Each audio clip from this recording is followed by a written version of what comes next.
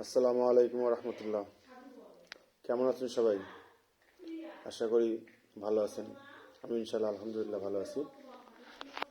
আজকে আমরা কথা বলবো একটা কন্ডিশন সম্বন্ধে, যেটা খুব কমন একটা জিনিস। মূলত যারা ওভার ওয়ার্ক করে, হাতের ওয়ার্ক বেশি করে, অনেক কাজ বেশি করে, তাদের এই কন্ডিশনটা দেখা যায়, বা কন্ডিশনে বলতে হয় আর কি, ডিজিজ না, এটা কন্ডিশন একটা।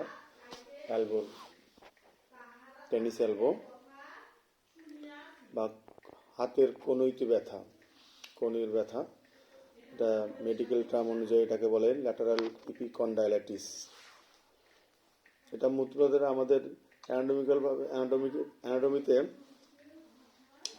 আমাদের ল্যাটারাল ইপিকন্ডাইল লং বোন অফ দ্য হিউমেরাস এর একটা সাইড। এটা হিউমেরাসের এন্ডে থাকে, মানে যেখানে হিউমেরাসটা লং বোনটা শেষ হয়ে যায় সেই জায়গাতে থাকে। এই সমস্যাটা হলে এলবো জয়েন্টের আউটার সাইডে অনেক ব্যথা অনুভূত হয়, এবং সে ব্যথার কারণে স্বাভাবিক কাজকর্মর ক্ষেত্রে, বিশেষ করে হাতের কাজকর্মের ক্ষেত্রে অনেক অসুবিধা হয়। সে অসুবিধা মূলত যখন আপনার ল্যাটারাল ইপিকন্ডাইলাইটিস বা টেনিস এলবো হয়, তখন আপনাকে হুট করে কোনো ব্যথার ঔষধ না খেয়ে আপনারা একজন গ্র্যাজুয়েট ফিজিওথেরাপিস্টের কাছে পরামর্শ নেবেন। কারণ যদি আপনি না বুঝে অনেক পেন কিলার খান, সেক্ষেত্রে আপনার কিডনির সমস্যা হতে পারে। এছাড়া অনেক জটিলতার সম্মুখীন হতে পারেন।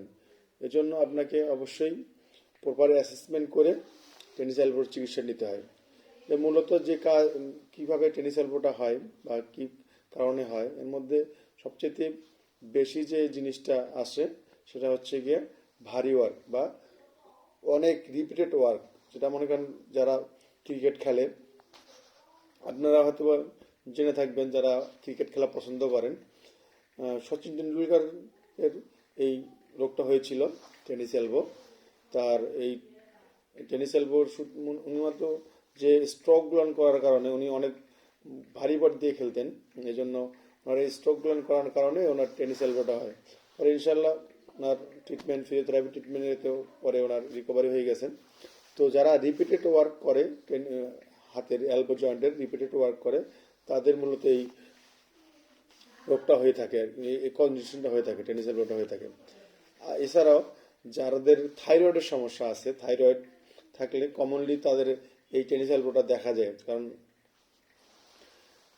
থাইরয়েড রোগ যাদের থাকে তাদের এটার সম্ভাবনা অনেক বেশি, এবং কমনলি তাদের ম্যাক্সিমাম থাইরয়েড রোগীর এই টেনিস এলবোটা দেখা দেয়।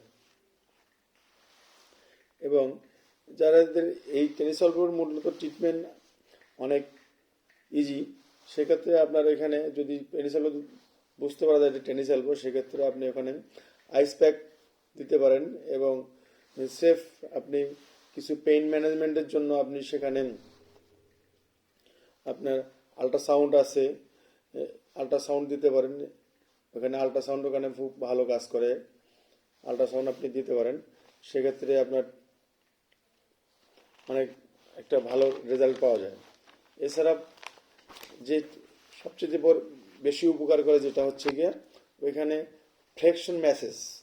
আপনার যে এখানে টেনিস এলবোটা যে জায়গাটায় হয়েছে, সেখানে আপনি যে রিপিটেড ফ্রিকশন, অনেকটা থাম দিয়ে রিপিটেড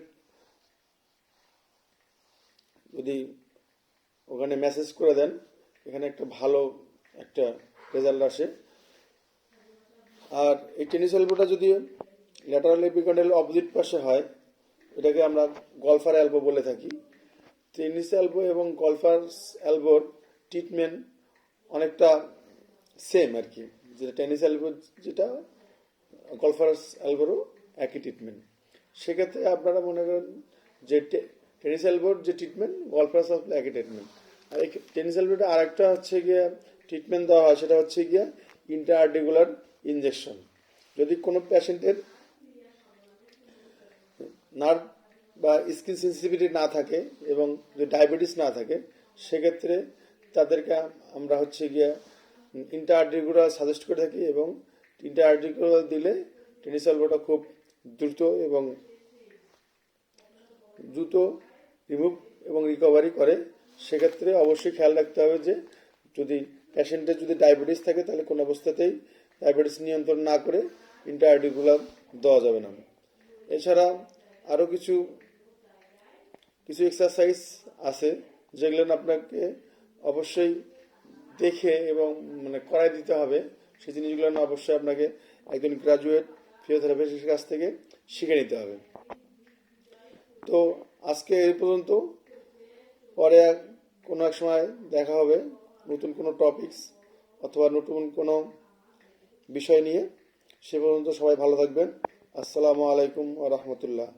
যারা আমার এই ভিডিওতে যদি কিছু উপকৃত হন, তবে আর দেখার জন্য আরেকজনের কাছে শেয়ার করে দিতে পারেন, যদি আপনার মনে হয় তাহলে কেউ উপকৃত হতে পারেন। ভালো থাকবেন সবাই। খোদা হাফেজ।